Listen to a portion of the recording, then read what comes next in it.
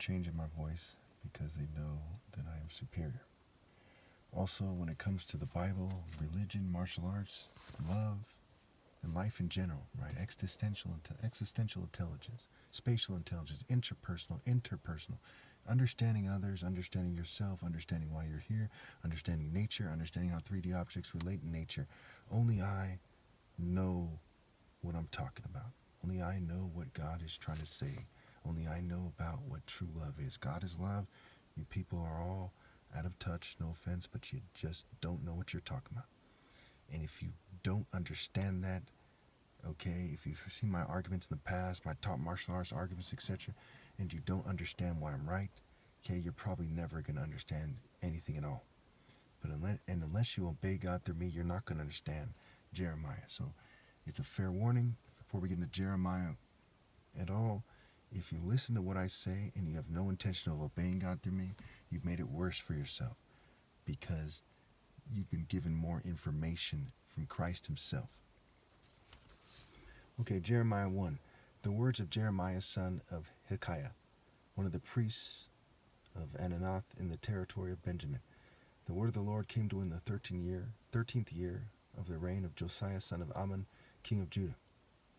And through the reign Jehoiakim, son of Josiah, king of Judah, down to the 5th month of the 11th year of Zedekiah, son of Josiah, king of Judah, when the people of Jerusalem went into exile. All this stuff doesn't matter. It's made up anyway. Okay. But the Bible is a bunch of stories with morals, and most of the stories simply are far from anything that's ever happened. Okay. The call of Jeremiah. The word of the Lord came to me, saying, Before I formed you in the womb, I knew you. Before you were born, I set you apart. I appointed you as a prophet to the nations. Alas, sovereign Lord, I said, I do not know how to speak. I am too young. But the Lord said to me, Do not say I am too young. You must go everywhere I send you to and say whatever I command you. Curses on anyone who takes me out of context. Okay, older people are too damn old, if anything. Okay. They've been living their lives outside the divine order, and they're just some kind of old person that doesn't know what they're talking about. Okay. So again, he says, You must go everywhere I send you to and say whatever I command you. Do not be afraid of them, for I am with you and will rescue you, declares the Lord. And the Lord reached out his hand and touched my mouth and said to me, I have put my words in your mouth. See, today I appoint you over nations and kingdoms to uproot and tear down, to destroy and overthrow, to build and plant. So to destroy the worldly world, okay, and to build up the spiritual realm. Okay. The word of the Lord came to me. What do you see, Jeremiah? I see the branch of an almond tree. I replied, The Lord said to me, You have seen correctly, for I am watching to see that my word is fulfilled. The word of the Lord came to me again. What do you see? I see a pot that is boiling. I answered, It is tilting toward us from the north. The Lord said to me, From the north, disaster will be poured out on all who live in the land. So basically, the water represents the spirits of people who are going to punish the people of the land, right? And occultists, again, they don't understand it. The church doesn't understand it. New Age, the whites, Jews, LGBT, all the other races, they don't understand it, okay? Black people don't understand it. Only I understand it. So you could tell them, hey, it's the spirits of people. They're like, okay, you may as well be talking about a cartoon because they don't live in morality and therefore they don't live in reality. And to be moral, you have to obey God through me because it's wrong to cheat me out of my right to lead. Ignorance is no excuse for breaking the chain of command and divine law and so on and so forth. Okay.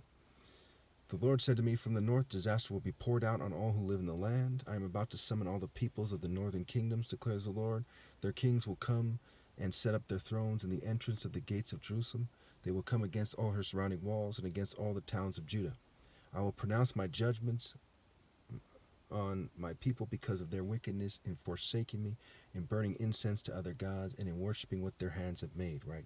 They're worshiping, the spirits. They're coming into the spirits of those in rebellion, right? And they're following their kings and their astrologers and their priests, and they all of them don't know what the hell they're talking about. That's a big part of Jeremiah.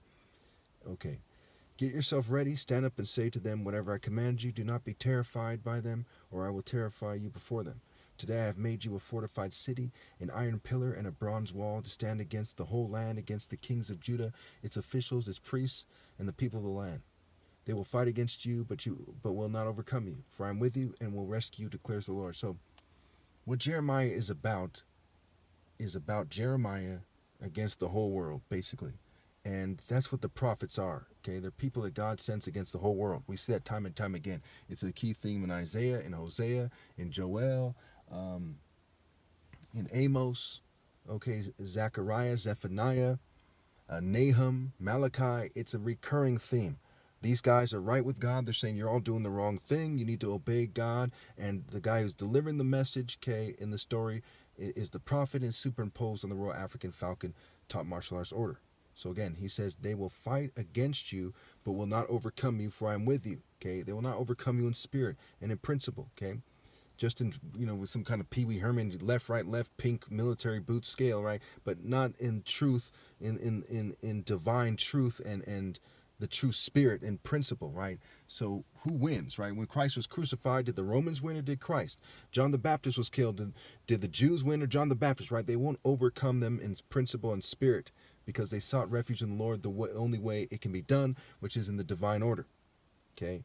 So he's saying to them, he's saying to Jeremiah that he's making them a fortified city, okay? And that has to do with the spirit of being part of the city of God in the spiritual realm, the Jerusalem in the spiritual realm. And again, Jerusalem on this earth never meant anything, doesn't mean anything now, never will mean anything. It's just the point of reference that the story's using, okay? The whole world doesn't mean anything, and people who have the audacity and the straight arrogance to say that the world revolves around their people when they're not in the martial art order, okay, they've lowered themselves more. It says in Proverbs, is what the message of the Bible is as well. If you exalt yourself in front of the true order of God, okay, so-called exalt yourself, claim superiority, claim to be chosen, then you sink lower and you're humiliated and your offspring are humiliated. And it's fucking retarded for them to do it.